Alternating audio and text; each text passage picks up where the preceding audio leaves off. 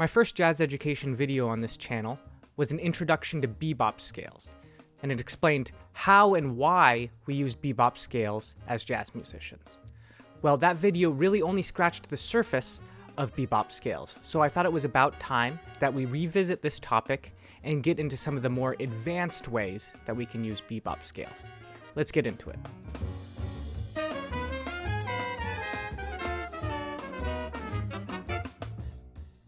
Before we can discuss these more advanced usages of our bebop scales, I figure we need to define exactly which bebop scales we'll be using in today's video. In my first video, I introduced 4 different kinds of bebop scales, namely the major 6 bebop scale, the dominant 7th bebop scale, the minor 6 bebop scale, and the dominant flat 9, flat 13 bebop scale. We will continue to use those bebop scales, but adapting them to some slightly more colorful usages. So if you haven't heard of those scales, I really highly suggest that you check out my first video on bebop scales before getting into this one. In today's video, we'll also be introducing one more new bebop scale, that is the dominant flat 13 bebop scale. As the name suggests, it is our dominant bebop scale, but with the alteration from the 13 to a flat 13. You could think of this scale as the 5th mode of your melodic minor scale, but with that added passing tone between the flat 7 and the 1. Because it's based on a melodic minor mode, it's great for using over melodic minor-based chords, like Lydian dominant or altered dominant chords, or minor major 7 chords, or even major sharp 5 chords would be great places to use this particular bebop scale. In today's video, we'll be talking a lot about how we can adapt these bebop scales to use over modern jazz harmony. In our first video, we talked about how bebop scales can allow us to play linear melodies while still emphasizing our chord tones. We did this by placing chord tones like the 1, 3, 5, and 6 on the beat with passing tones in between. Well, what if we're playing over or want to imply more modern jazz harmonies that put more emphasis on our extensions, like our 9s, 11s, and 13s, than they do on these lower structures? If you've ever listened to a great modern jazz improviser and wondered how they could sound so informed by bebop while still placing emphasis on these beautiful upper structure chord tones, hopefully this video will answer some questions. One way we can answer this question is by repurposing many of the bebop scales we've already learned to use in new circumstances in order to imply some more modern jazz harmonies. So, for instance, in the past, if we had this C major 7 chord, we could use our C major 6 bebop scale in order to emphasize our 1, 3, 5, 6, and 1 again. Well, we can repurpose some of our other bebop scales to use over this C major 7 chord in order to imply some more upper structure tones. So for instance, I could use our G major 6 bebop scale, so starting from the 5th degree of our C major, in order to get some slightly more colorful sounds. In this case, we are now emphasizing the 5, 7, 9, and 3 using that bebop scale. Well, we could also use a dominant 7 bebop scale off the 2, so that's our D dominant bebop scale over this C major 7 chord, in order to emphasize our 9, sharp 11, 13, and 1. And finally, we could even use our E Mixolydian flat 13 bebop scale, so starting on the 3rd degree, in order to get some more really colorful sounds here. In this case, we're emphasizing the 1, sharp 5, major 7, and 9. This line of thinking where we'll be adapting different bebop scales over different chords, will serve as our general line of thinking for this video. Here's a sample recording illustrating all of these different bebop scales being used over major seventh chords.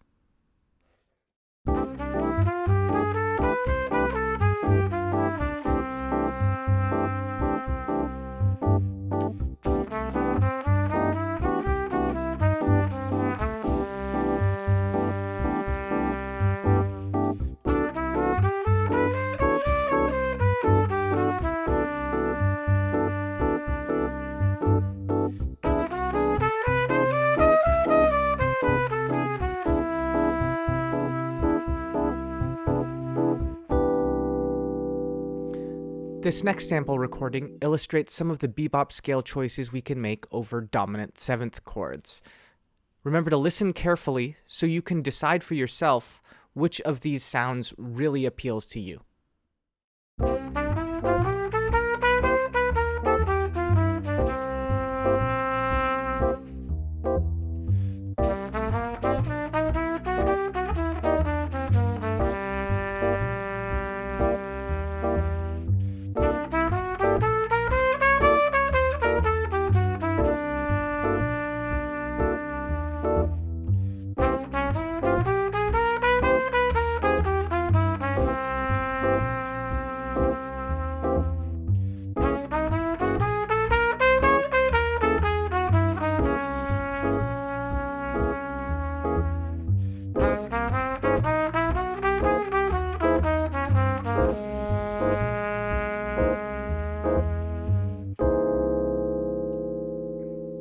And finally, here we have a few examples of the bebop scale choices you can make over minor chords.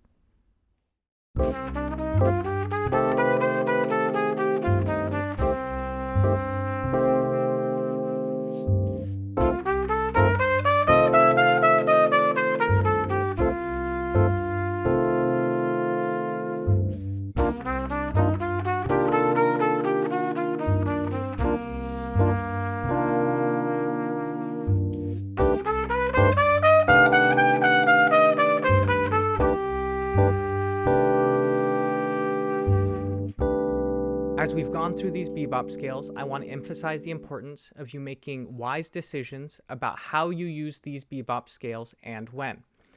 Many of these sounds have a very strong color and can become even abrasive if overused.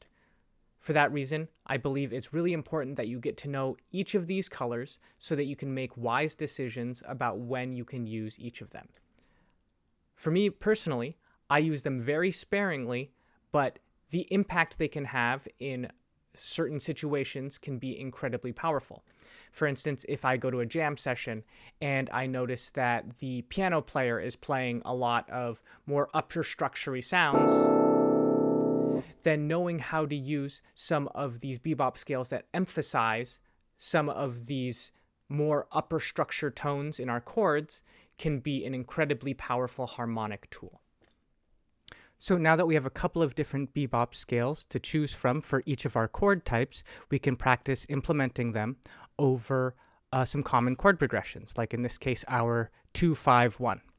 And how that'll look in this case is we're going to use the 4 dominant bebop over our 2 chord. So over this D minor 7, we'll be using our G dominant bebop.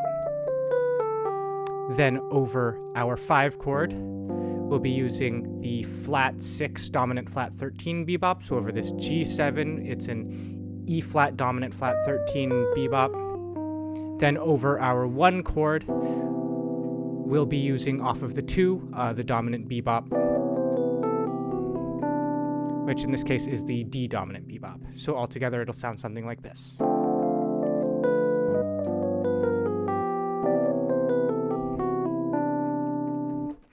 Here's a sample exercise practicing these bebop scales over a 2-5-1, going through 4 different key centers, starting on each of our different chord tones in our bebop scale, 1, 3, 5, and 7, and doing both ascending and descending.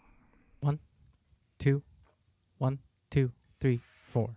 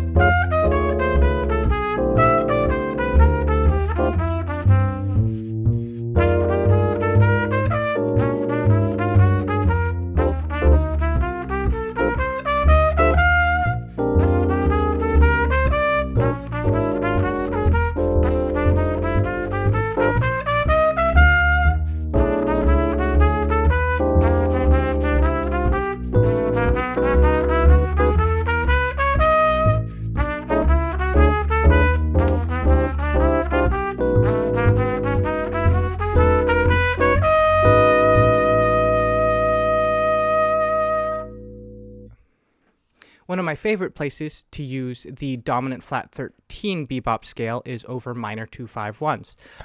The reason for this is that each of our chords in a minor 2-5-1 can be represented by a different melodic minor scale.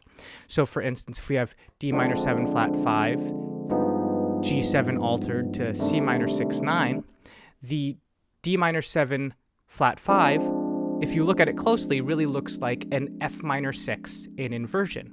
So we can use our F melodic minor scale over that. Then over our G7 altered, we can use our A flat melodic minor scale. Then over our C minor 6-9, we can use our C melodic minor scale. And each of those melodic minor scales has a related dominant flat 13 scale.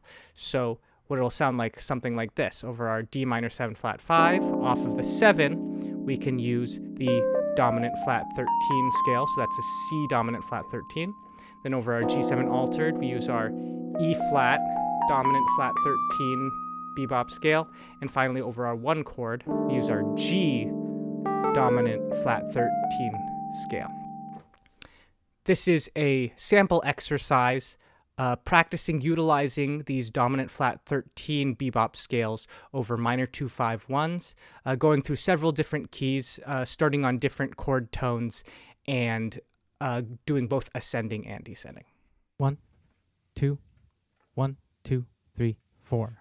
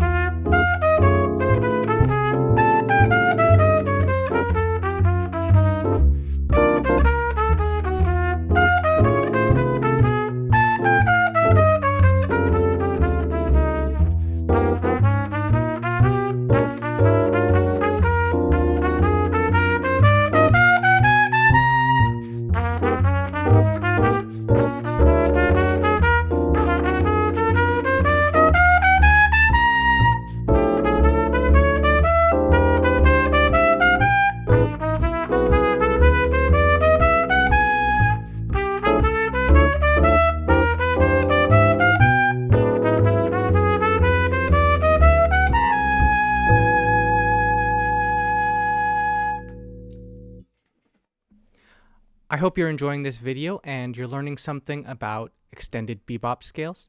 I do want to quickly say that if you're interested in the contents of this video, you can find the PDFs available for purchase on my website. The link is in the description below.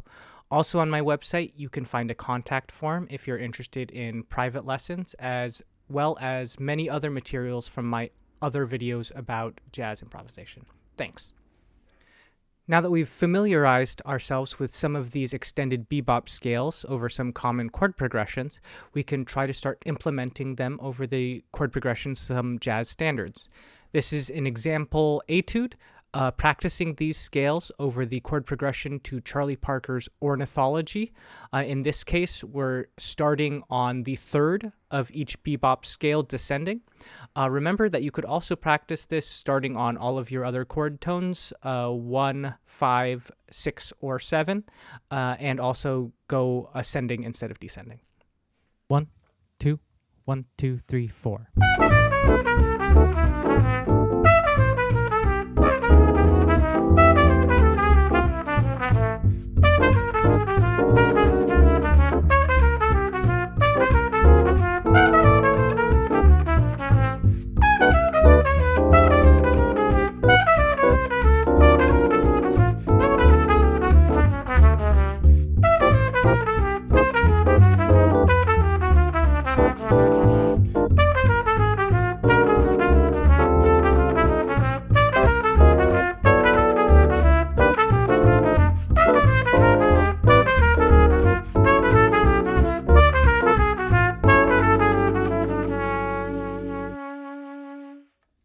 Once you've gotten to know some of these extension bebop scales a little bit better, then you can start practice using them a little bit more freely over your practice improvisations. Here's a sample etude of what that might look like over the chord progression to I Love You. 1, 2, 1, 2, 3, 4.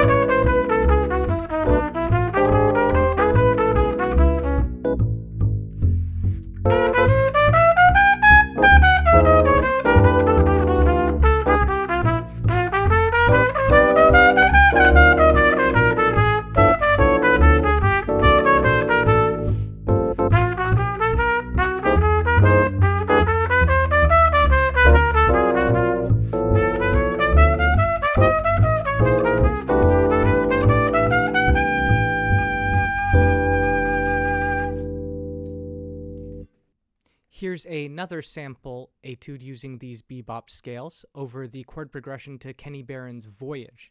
In this case, you'll notice that we're going to kind of use a variety of different bebop scales, both the extended bebop scales and our usual lower structure bebop scales, in order to really show the contrast between these different sounds.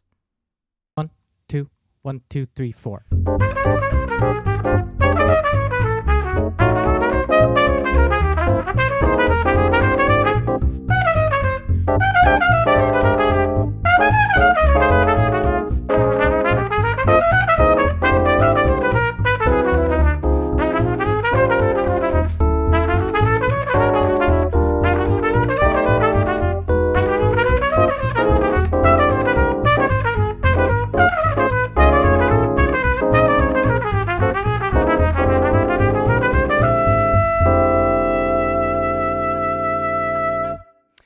Here we have one last sample etude utilizing these bebop scales, in this case over the chord progression to the jazz standard, But Not For Me. Something that I wanted to highlight in this etude is how if we use these bebop scales exclusively just playing up and down, it can often lead to us sounding quite one-dimensional.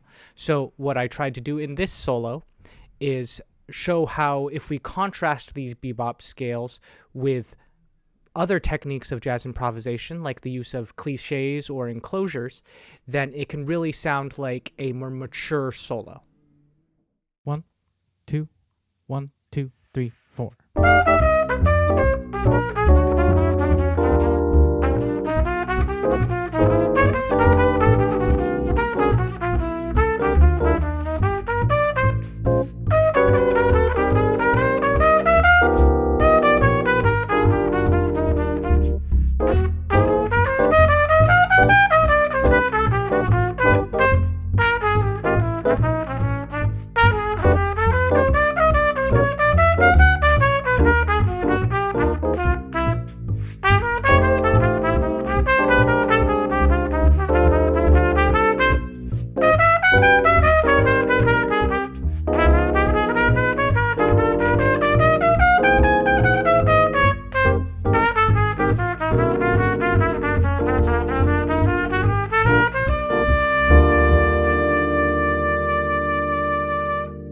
Thank you so much for watching this video.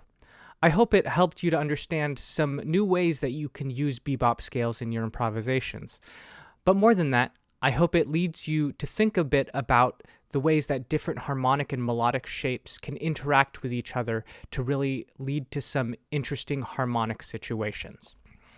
If you're interested in any of the contents of this video, I have PDFs for purchase on my website. The link is in the description below. Also on my website, you'll find a contact form if you're interested in private lessons, as well as all of my other PDFs on jazz improvisation. The rest of this video is all the backing tracks that I've been using for the exercises throughout. Thank you very much, and happy practicing. 2, 1, 2, 3, 4.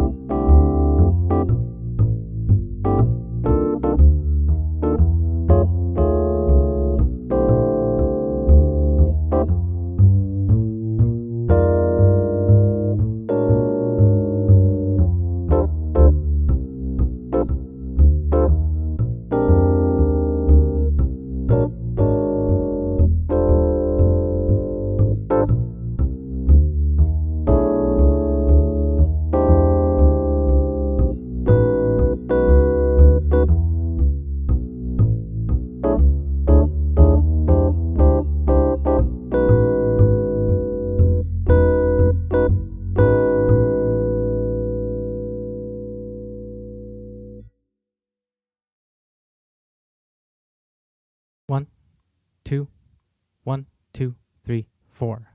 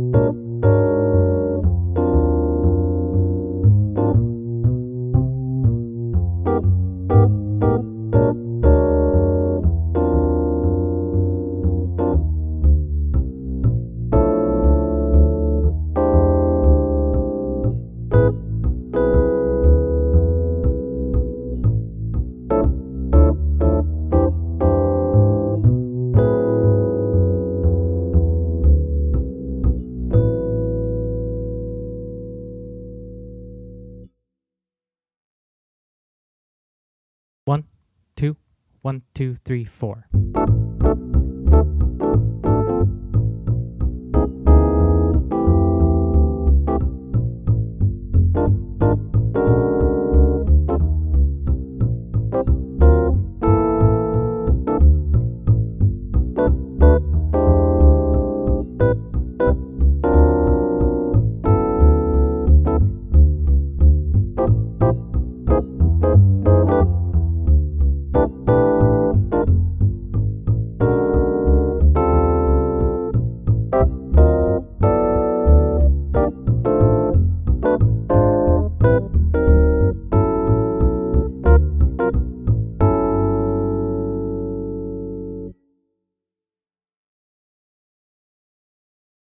One, two, 1, 2, 3, 4.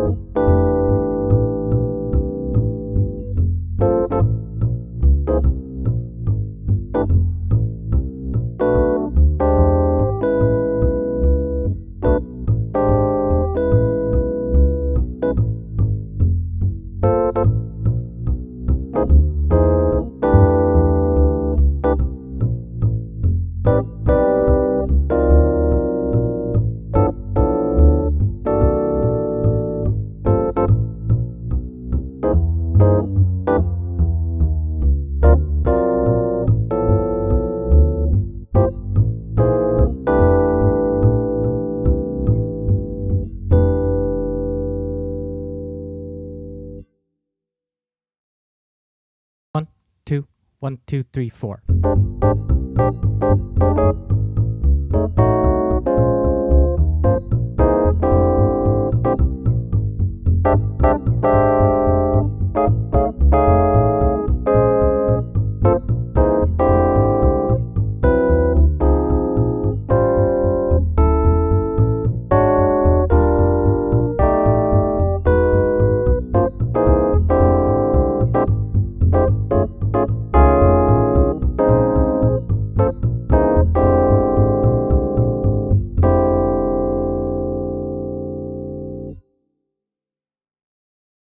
One, two, 1, 2, 3, 4.